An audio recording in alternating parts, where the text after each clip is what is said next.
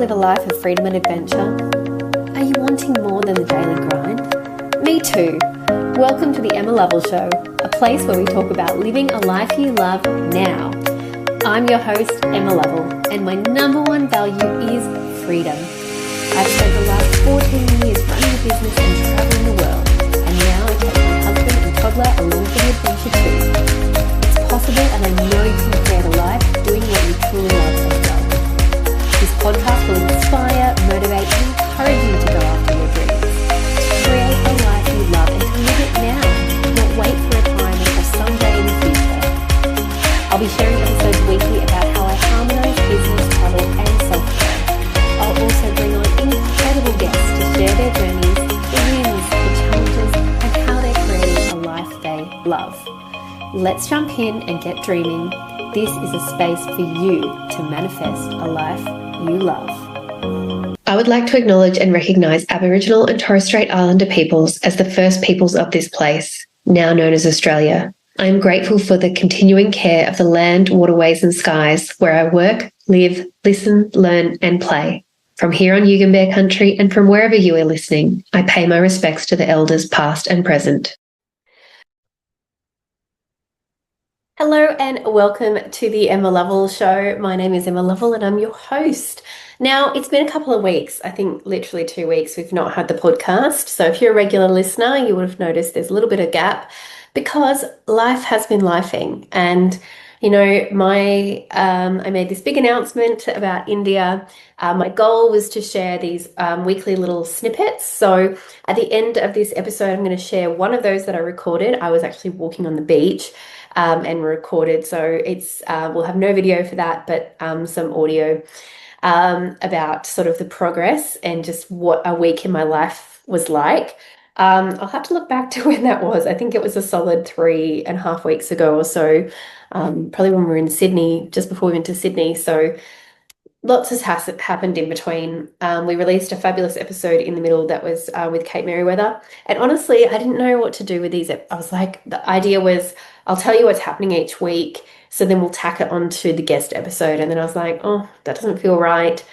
I could just give a little life update at the start and then the podcast, but, I don't want, I want people to get into the juice of that person's episode and really like to keep the focus on that content. So anyway, I went into a muddle as a founder, as the one person in my business. So anyone who's listening to this who is a business owner, like when you're the one making the decisions, sometimes you can bounce it off someone else. Sometimes I'll bounce it through ChatGPT, but ultimately you have to decide what you're comfortable and what's in integrity and how aligned it is. It's why I started the Emma Lovell Show, because I had 2 podcasts. One was called the Live and Love Your Brand, and we could have just rebranded it the Emma Lovell Show and then picked up and started talking like that. But I thought, well, if somebody listens to like episode 70 and it's all about live and love your brand, but the podcast is called the Emma Lovell Show, and then I'm talking about pleasure, I don't know. It just didn't feel right. And it was just so much easier to go, oh, that's the personal branding podcast. This is the show that's all about living your pleasure life, living the life that you love, combining business, travel, and self-care. I just got to start with a clean slate. And obviously, because it's called the Emma Lovell Show, I talk about whatever I want to talk about. Sometimes that relates, sometimes it resonates, sometimes it might not. So I'm sure this all over the shopness of my brain today will resonate. If you know me well, and if you are new to me, then hello and welcome to the world. But you can probably hear that I'm a little bit congested. So I have been sick, and it's been 10 days now. So if anyone's got the Australian winter cold lurgy, I feel for you, because it is just the gift that keeps on giving. So of course my son got sick, which means I get sick, but it seems like every second person I know has it. And even though I live in Queensland, which is a lot warmer, it's still winter, it's still a bit cold.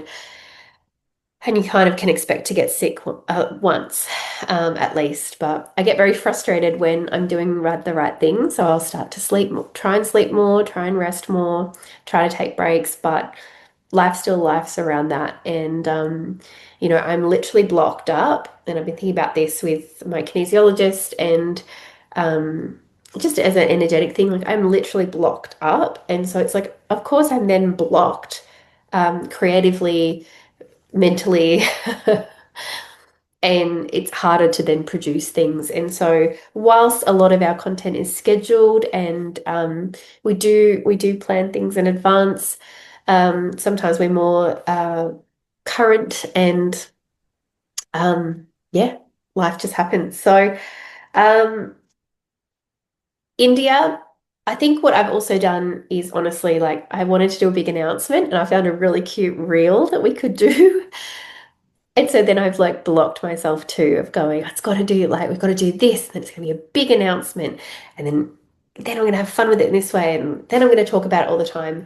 Now, if you're having a conversation with me and you're catching up with me at the moment, I'll be mentioning India. It's in every conversation. We are moving to India. We're going to do 4 months there. I'm talking about it, but because we haven't, I guess, announced it on the socials, I wanted to do it in some way. And the funny thing, I know this too, is that not everyone's going to open the email that day. Not everyone's going to listen to the podcast that day. Not everyone's going to see the post. So we can still do the video another time. Or they'll go, what?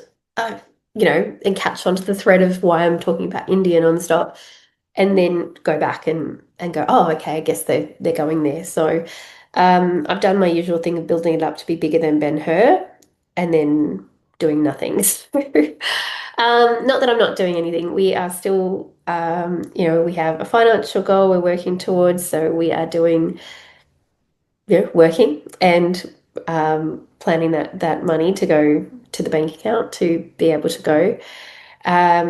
We haven't, because we haven't shared it more widely, we haven't really started to have conversations about what we do with our house, like who would stay here, if somebody wants to sublet, what that could look like at that time. So that's something that I think will come from sharing a bit more widely, that ideas and opportunities and even availabilities will come up.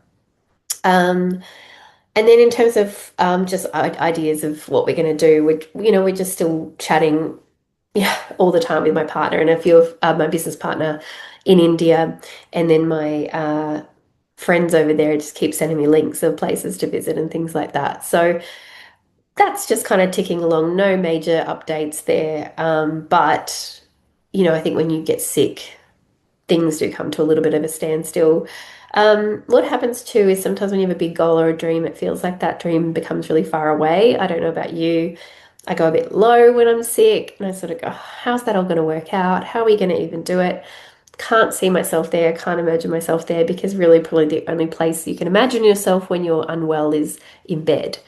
Um, the other thing that we've had in the last few weeks is school holidays. So we had the school holidays. My in-laws are here, which is very helpful. It also is, though, another thing to organize and manage. We're organizing, two wonderful other adults and their schedules, my husband's work schedule, my work schedule, activities, maybe trying to see people. But my son got sick halfway through the first week, and then I got sick for the second week. Along with that, my husband was away on a dugong research trip because he works at SeaWorld. So we didn't have him there for the first 5 days of the first week. And then just navigating. He also has an extra job. He works for Sailing in Paradise, so he's driving boats. So just a lot of logistics and a lot of management when we usually, during the school term, you have before and after school and school. So we know what at least one person's doing every day. My husband's roster changes. So I'm probably preaching to the choir of people who are out there. Um, it is just a lot more to manage. And then when your capacity is lowered, it can be a challenge. So I think then dreaming and aspirations and big things can really go on the back burner.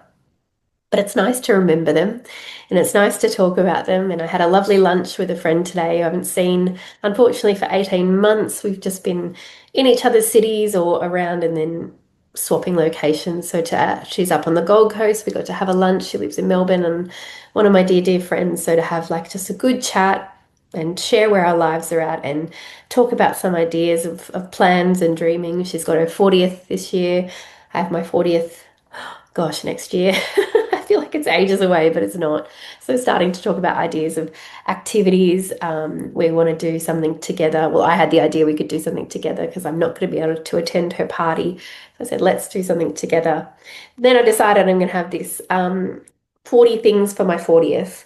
Because, I'm a Leo and I can't just do one thing. And I think 40 years gets just, get to have a few things. So there'll be a party, but there's also things like a trip to Antarctica and, there'll be a trip with her and then another friend. It's her 40th too, because we're friends from high school and same age. She's talking about going to Europe with another girlfriend. So I was like, well, I'll do that too. So, um, if someone's like, where's all this funding coming from? Well, that's why the business has to be successful, or very strategic and creative in how I operate my office so that I can go and do all these things.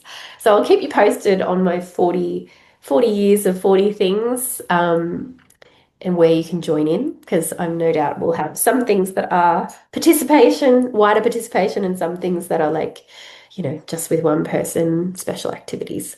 Um, but yeah, nice. I mean, some of them could probably be goals to tick off, or I don't know. I just thought, why not? Some people are doing lists of like 40 things I've learned. You know me, I have to do 40 things to experience. And I can do it in my 40th year. So let's say I've got a whole year to do all of these activities as well. Yeah, never do things in halves. But this is making me have a little bit of joy, a little bit of fun. And then again, when you're unwell or when things are a bit more challenging or a bit more intense and you don't have a lot of time, I really imagined I'd be doing a lot more kind of fun things with my son during the holidays. And in my ideal world, we would have been away. My goal was to go somewhere every school holidays, even if that's to Sydney to be with family, but they ended up being up here. So my mum was even up a little bit during that time. So I went, okay, I will do that. My son is now home, so you're going to hear him on the podcast. But I'm just remembering the simple joys. So I'm going to go and have a cuddle with him. But yesterday, we went for an ice cream and a walk down the beach. Or I decided the day before to take him to Disney on Ice, and we got $36 tickets, and we sat at the top back row, but we still got to be there and experience it. So there's a thing called active joy. I think it's a philosopher called Spinoza. My friend sent me that. Um, and it was just such a lovely reminder. And so what she said to me is there is a very, very famous philosopher called Spinoza who believed that the closest a human could get to perfection was cultivating active joy. Active joy is an example of building a house versus passive joy, which is winning the lottery. So she said, I believe you cultivate active joy every day with your work, your business, and all the things you actively create. And that was just a lovely little reminder to actively seek out joy, even if you're unwell, even if, business is challenging, even if life is a bit more full on and you're navigating schedules with your partner and holidays and family and all the things.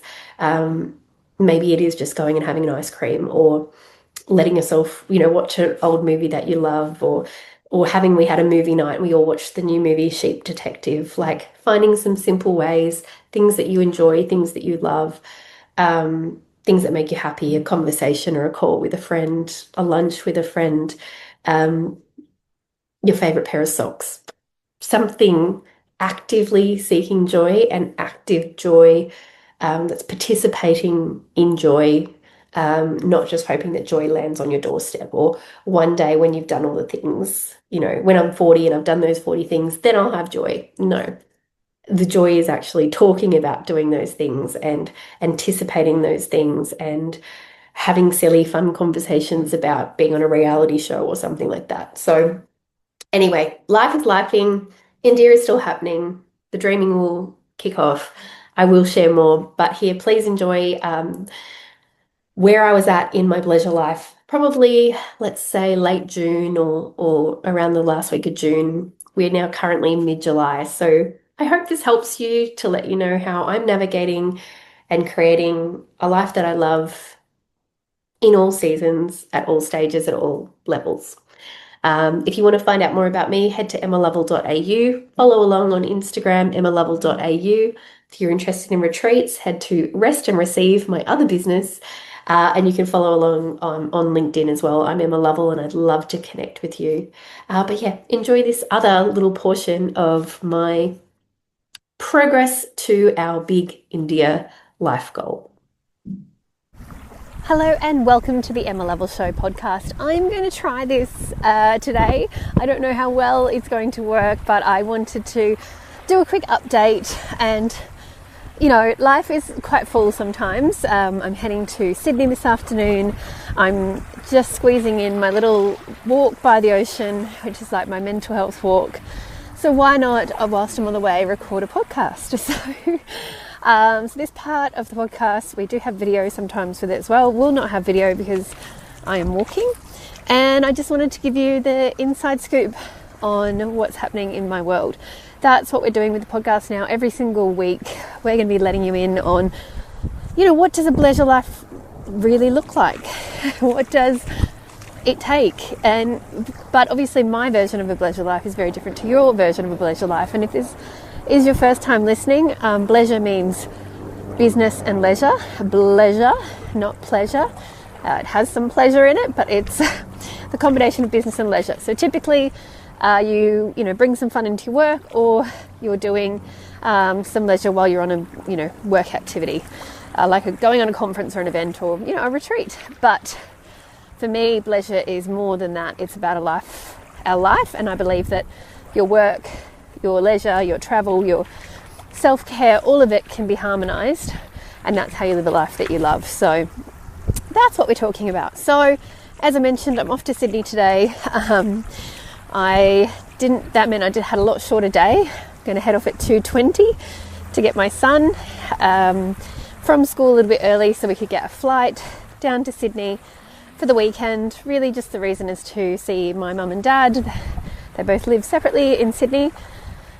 Well, mum lives south, so she's got to come up, and then my great aunt is there as well. My in-laws are there too, and we will see them, but they're going to be coming up actually for 2 months. So very fortunate. They own a holiday house 10 minutes away from us, and they do come up quite often to spend time with us, which is a huge help. One of the things I think people often ask is like, how are you doing all these things and you have a child? And it's like, well, Finn's in school now. We've always had childcare, whether that was he was in a childcare centre before school, and then we do the before and after school. So weekdays were generally covered. We do call in on friends locally for help, but then we are very fortunate also that my in-laws, as well as my parents, do kind of visit quite often, but my in-laws have the ability to stay for extended periods. So yeah, the next few months we're going to have grandparent help around, which is wonderful. I obviously also have quite a flexible schedule working for myself, so I can move things around. And then my husband works at SeaWorld, which I'm walking past right now. So hello SeaWorld over there. And that means that he can also get some flexibility, sick days off, but also sort of swapping his roster around because SeaWorld is open 364 days a year. So sometimes he can wrangle a bit of time off. So that's how we make it work.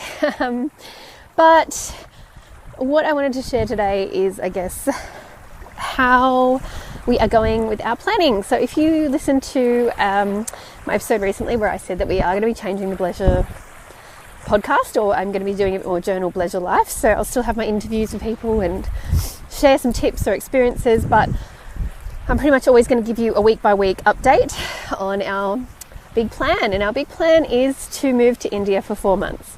So we are doing that from October to January 2026. I will be broadcasting this a bit more widely soon. We're just still having some conversations with family and things like that. But yeah, you've got to say it out loud and work towards it for it to happen. So no tickets are booked or anything like that yet. One of the biggest things that we needed to do originally was to set a goal, a financial goal. But what I've done this week to work on it is I've reached out to quite a few of my Indian friends and just told them these are the dates and it's happening. And then booking in sort of chats with people to start saying, okay, where are you? When will we be there? So we've already got a confirmation from one friend in Mumbai that whenever we're in Mumbai, we're welcome to stay there, which is so lovely. probably have about 10 different places we could stay, but really nice to know that at least there's one place where we kind of are welcomed and would have a little bit of a base. So we'll definitely be spending some time in Mumbai, and I do see that though we'll probably have Delhi as a bit more of a base. Delhi is kind of the capital. I do have a lot of connections there, and it's where a lot of our clients, with my partner Indusbound and with my retreats, they tend to start up in Delhi. So we'll sort of be back to and from there. I have a brilliant colleague there who runs cooking classes. So we are actually going to have a phone call today. I have a few ideas in mind for her. She's actually quite world renowned, has worked with people like the original judges of MasterChef and Airbnb and things like that. So I want to have a chat with her. She's also a bit one of the go-tos of I don't know what's on in Delhi. So we're going to have a bit of a chat about sort of where to stay and a bit of livability, and also about some potential collaborations. We've also reached out to my wildlife contact, because a big part of the travel that we love to do in India is wildlife and nature. So had to reach out to him, which is great. So I hope this audio is okay. I am on my phone. I have my microphone. I'm talking into the wind. And then, looking at other ways to bring in income, that is another big thing that I'm working on at the moment. So I have a business. I have multiple businesses, but we have a big savings goal and we want to be able to bring in as much income as possible. So I'm turning on all the taps. So one of the things I've been doing this week is booking in mystery shops. That's one of my additional income streams. I'll actually be doing one in Sydney this weekend. I did 3 last week. So, when you've got a big goal like this, every single dollar counts, and you need over and above what you would normally need. I will at some point share our income goal, or what we think we need to have in the bank to make this work. We're just still refining that, and obviously also have to have some sort of personal protection, I guess, or confidentiality. I don't know. But I will share. I will, because I think it's really important to be and to have a transparent goal as well. So we'll get to that. So those are the steps we've been taking. As I say, there's no plane tickets booked. We are still early days, but one of the things that I really notice is important is to talk about it out loud, to talk about it often. And actually, one other thing I did that was quite cool yesterday was I had an astrology reading, and in that reading the person I did say I've never had an astrology reading. I do enjoy astrology. My husband is quite a skeptic. I'm not. I enjoy it, and I'm actually going to get this wonderful person, her name is Anne-Marie, onto the podcast because it was really, really interesting. But I was just curious to have an actual one person tell you about you. And everything's a guide, but I do believe in it. I do enjoy it. And one of the things that I wanted to see if it came up was our plan for India.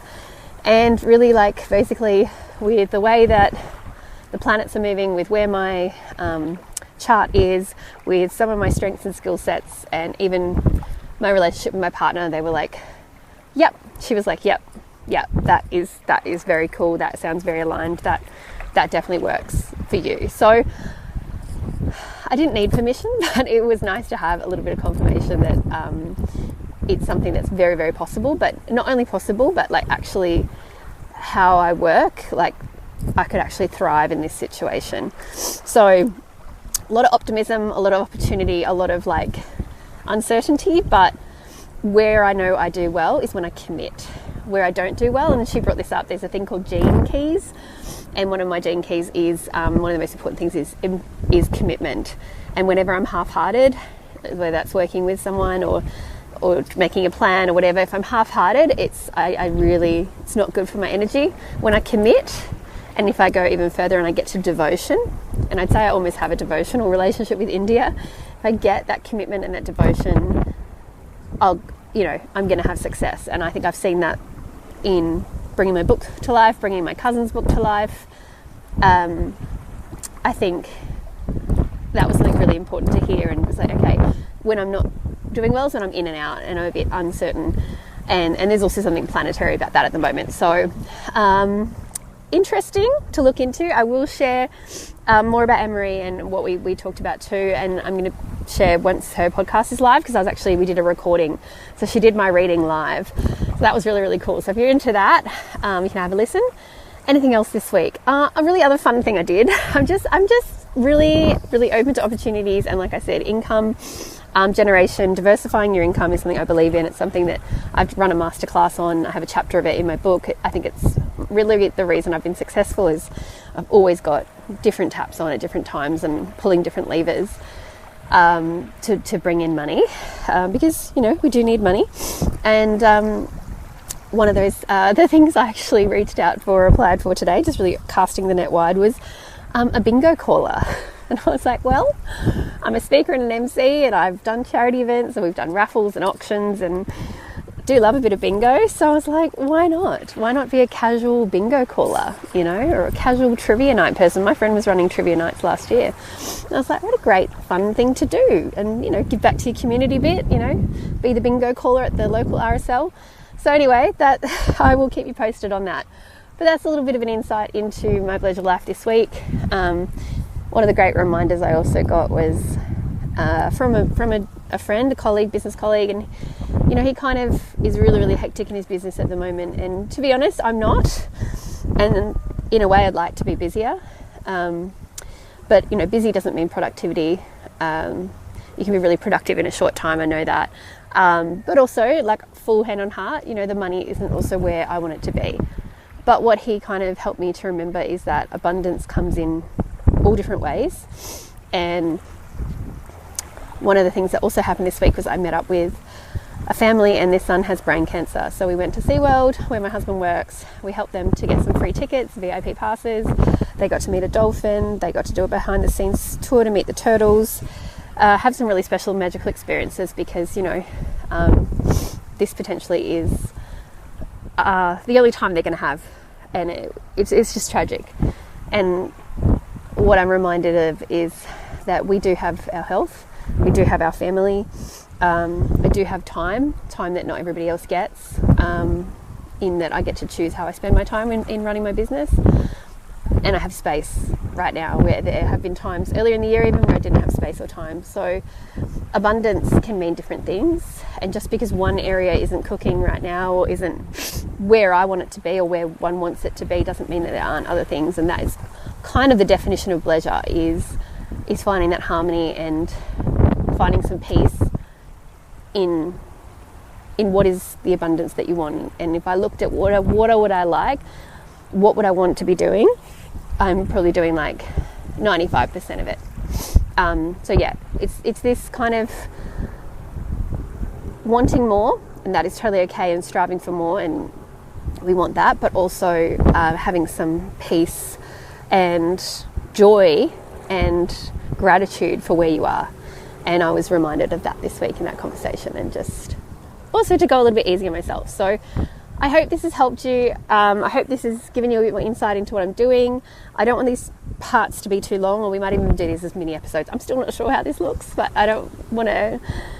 We'll see. Anywho, you're really seeing me in the navigation in the middle of this, and I'd love your feedback of how you're receiving it. But yeah, I just want to give you a little like what's on, what's happening, and in practice, because I have the book, which was basically the first 18 years of my life of doing this, or all my years of my life up to this. But now, I'm living this in practice, and I want to show you what that looks like. So I hope you enjoy that. All right, well, have a wonderful week. I'm off to Sydney. I better get home, have a shower, and get on the plane. And I'll see you next time. Thanks for listening. You can find me for real-time updates on Instagram, emmalovell.au. You can come and join me on a future retreat. Check out emmalovell.au/pleasure weekend. If you want to create your own retreats, you can come and visit me at restandreceive.au. That's where I help people with consulting to create their own retreats. Or LinkedIn. I'm really active on LinkedIn as well, so find me there, Emma Lovell. I would love to connect with you somehow, some way. So thanks for listening. I'll see you next time. And I hope you don't mind the wind. Thank you for listening, lovely one. I hope this has inspired you to dream big and start creating a life you love today. If you love what you're hearing, don't forget to follow and rate on Spotify, and rate, review, and subscribe on iTunes. It helps other awesome people to find this podcast and get motivated and inspired as well. Want to stay connected? Come and join the Live a Life Love group on Facebook, or connect with me on Instagram, emmalovell.au. The same as my website, but all the details are in the show notes, lovely. I'll see you next episode for more inspiration, motivation, and freedom seeking. Now go out